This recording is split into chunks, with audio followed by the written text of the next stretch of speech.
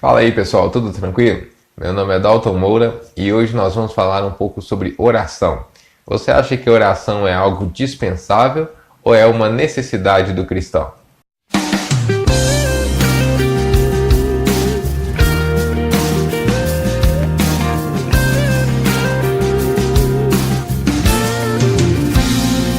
Bom pessoal, eu escolhi esse assunto para o vídeo de hoje por dois motivos. O primeiro deles é que nós, como cristãos, temos negligenciado muito a importância da oração, seja por falta de tempo para orar, ou até mesmo por não ter tido muitas respostas em nossas orações.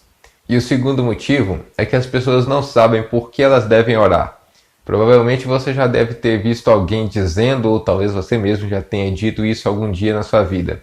Se Deus é onisciente, Ele conhece todas as coisas, Ele então sabe também qual é a minha necessidade. Sendo assim, por que Ele não faz aquilo que eu preciso, ao invés de eu ter que orar a Ele pedindo por algo que Ele já sabe que eu preciso? Primeiramente, nós precisamos entender por que Deus quer que nós oremos a Ele pedindo algo, sendo que Ele sabe exatamente quais são as nossas necessidades. E a resposta nós vamos encontrar no livro de Gênesis, o qual nós já temos recorrido várias vezes nesses últimos vídeos. Mas lá nós vemos que enquanto o homem estava obedecendo a tudo aquilo que Deus mandava, ele então vivia na dependência de Deus. Deus ele dizia até mesmo o que era bom e o que era mal, e então a partir do momento que ele obedecia a isso, ele então permanecia tendo todas as coisas. Mas a partir do momento que ele desobedece, então ele passou agora a conhecer o que era bom e o que era mal, então ele não se viu agora tão dependente de Deus quanto ele era enquanto ele estava obedecendo. Então, a sua desobediência trouxe junto a sua independência. Agora, nessa independência do homem, ele precisaria buscar voltar para a dependência de Deus, para que assim ele pudesse voltar até a provisão de Deus. Então, é mais ou menos o seguinte: o homem pecou, Deus expulsou ele do paraíso, ele e a sua mulher.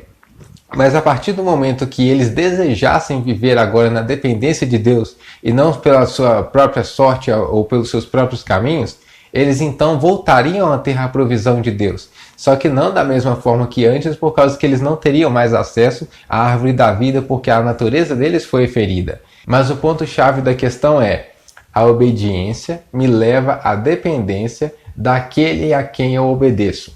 Ou seja, se nós agora escolhemos obedecer a Deus, fazer a vontade dele, nós precisamos então dele para poder dizer o que nós devemos observar.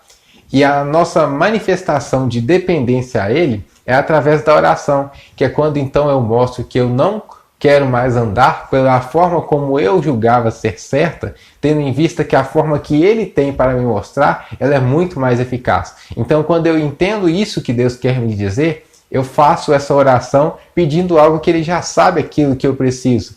Mas só que essa é a minha mostra de dependência a Deus, para que também dele eu possa ter a provisão daquilo que eu estou precisando.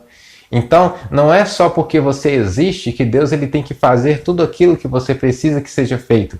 Mas você precisa entender que a partir do agir de Deus é que você terá todas as coisas na sua vida. E para isso será necessária a dependência. Você se humilhar na presença de Deus para que Ele então possa voltar a ser Senhor sobre você.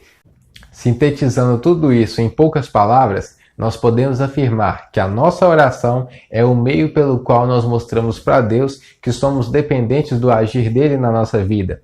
E isso não é algo que nós devemos fazer apenas uma vez na vida, porque nós podemos declarar hoje que nós somos dependentes dele e buscar fazer aquilo que ele quer, mas no dia de amanhã nós podemos fazer totalmente ao contrário do que ele gostaria que fizéssemos. Então isso precisa ser feito com constância. E a única forma disso acontecer é através da nossa oração diária, pedindo a Deus aquilo que é necessário para que nós possamos viver. Posteriormente, nós começaremos a desenvolver um relacionamento com Deus através da nossa vida de oração. E isso não consistirá mais apenas em orações buscando as coisas que Deus pode nos dar. Mas agora nós vamos passar a querer a presença daquele que concede todas as coisas. Porque à medida que nós oramos a Deus e Ele nos concede as coisas, nós então começamos a ver o caráter, a característica, o amor de Deus pelas nossas vidas, por cuidar de nós quando nós nos humilhamos diante dele e pedimos as coisas que nos são necessárias.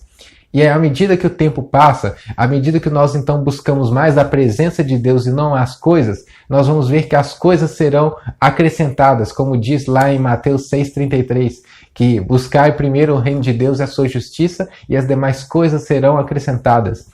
Quando nós buscamos mais a pessoa de Deus, nós vamos ver então que consequentemente teremos todas as coisas que antes nós precisávamos orar para alcançar todas elas.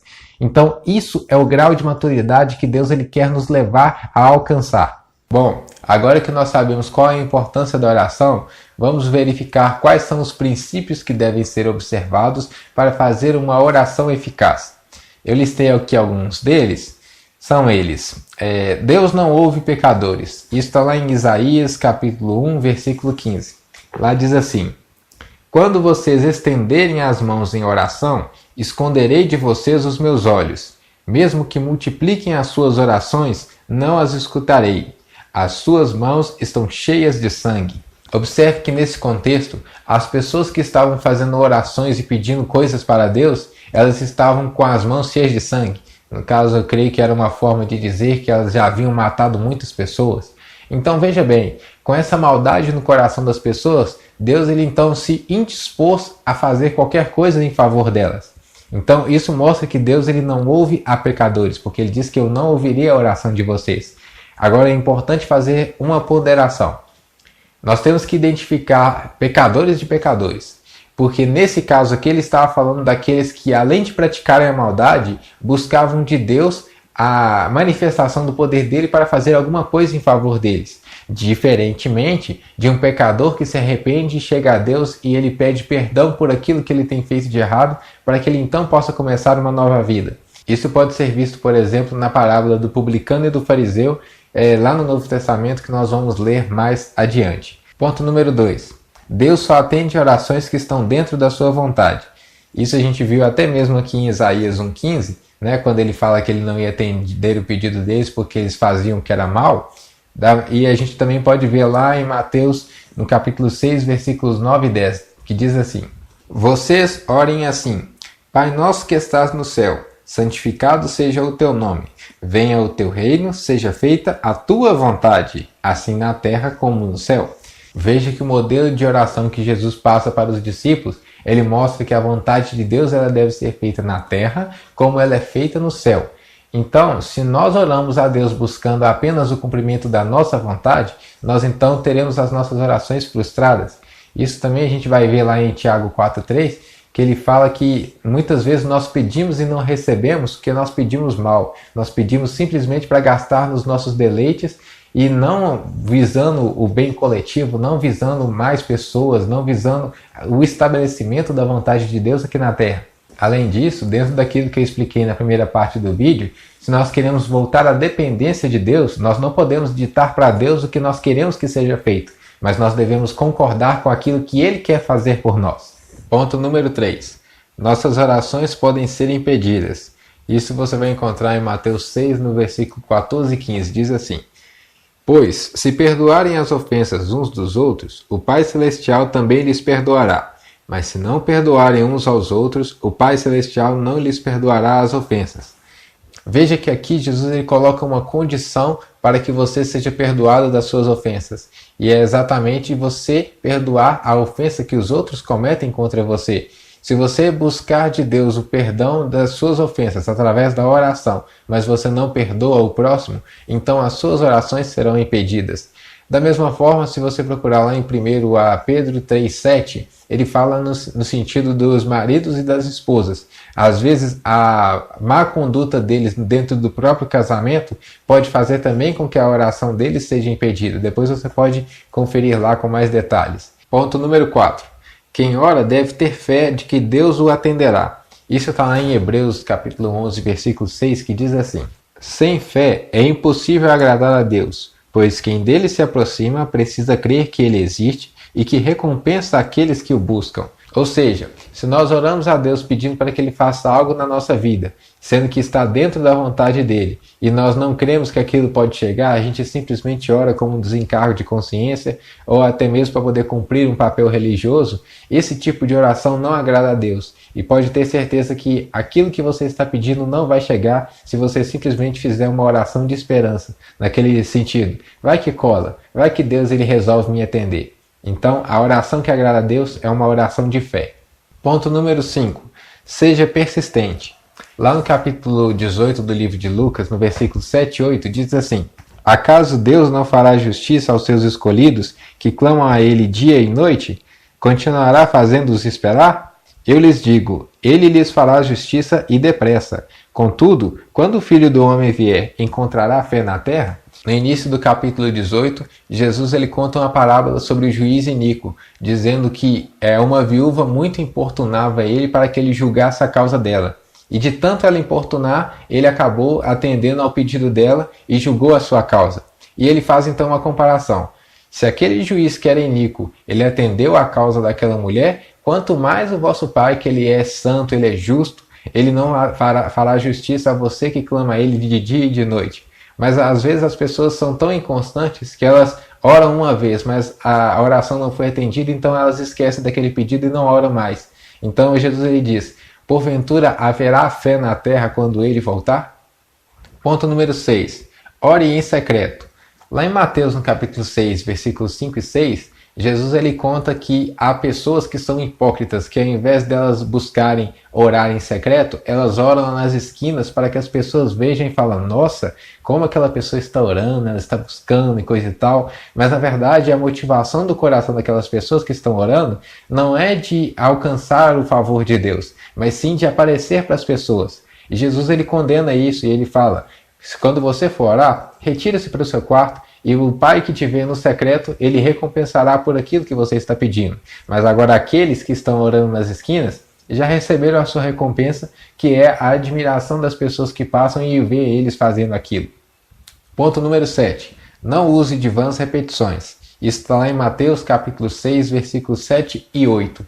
Lá Jesus instrui que não deve ser feitas repetições daquilo que você está pedindo dentro da mesma oração, tendo em vista que Deus já conhece aquilo que você vai pedir a Ele antes mesmo que você abra a boca para poder falar alguma coisa. Isso foi até o que nós havíamos discutido no início do vídeo. Agora, a questão é que tem muitas vezes que as pessoas repetem tanto aquilo que elas estão buscando, como se talvez ela mesma não cresce naquilo que ela está pedindo. Então ela tem que falar várias e várias vezes para ver se assim Deus atende. Entendeu? E quando eu falava no ponto anterior a respeito da oração de persistente, é de você nunca desistir daquilo que você está buscando, mas evitando de usar repetições para aquilo que você está querendo alcançar de Deus. E finalmente, ponto número 8. Não seja orgulhoso. Está lá em Lucas capítulo 18, versículos 9 até o 14. Lá vai ter a parábola do publicano e do fariseu, que eu até havia mencionado aqui no decorrer do vídeo, em que ambos sobem para orar no monte, mas o fariseu, que no caso era um religioso dos mais zelosos que tinham na época, ele ora falando para Deus tudo aquilo que ele fazia de bom. Então ele dizia, eu jejuo, eu faço isso, eu faço aquilo, né? Eu não sou igual esse pecador aí, falando a respeito do publicano. E tipo assim, ele tentava se elevar e colocar o publicano para baixo na hora de falar com Deus. E na verdade a conduta tem que ser totalmente diferente. Você tem que olhar para Deus e reconhecer que Ele é muito superior a tudo aquilo que você é capaz de fazer. E então ele fala que o publicano, quando ele foi orar, ele orou simplesmente batendo no peito dizendo, Senhor, eu sou pecador, tem misericórdia de mim. Então Jesus diz, qual deles desceu justificado lá do monte? Aí ele disse, ora, o publicano, porque ele reconheceu a sua condição diante de Deus. Diferente daquele que quer impor para Deus a sua boa conduta, fazendo com que pelo seu bom proceder Deus possa abençoá-lo mais do que a outro. Então, a nossa postura, a nossa conduta deve ser de humildade diante de Deus, porque Ele é muito superior a tudo aquilo que nós possamos fazer para tentar agradá-lo. Bom, pessoal, então eu vou ficando por aqui. Espero que a exposição desse conteúdo tenha te abençoado de alguma maneira. E se ficou alguma dúvida, pode colocar aqui embaixo, que o mais breve possível eu vou responder. E eu gostaria também de pedir a sua sugestão. Se você tem algum conteúdo que eu gostaria que fosse abordado aqui no canal, coloca aqui embaixo nos comentários, que quem sabe isso possa virar um vídeo futuramente. Nos vemos então nos próximos vídeos. Um grande abraço e até a próxima.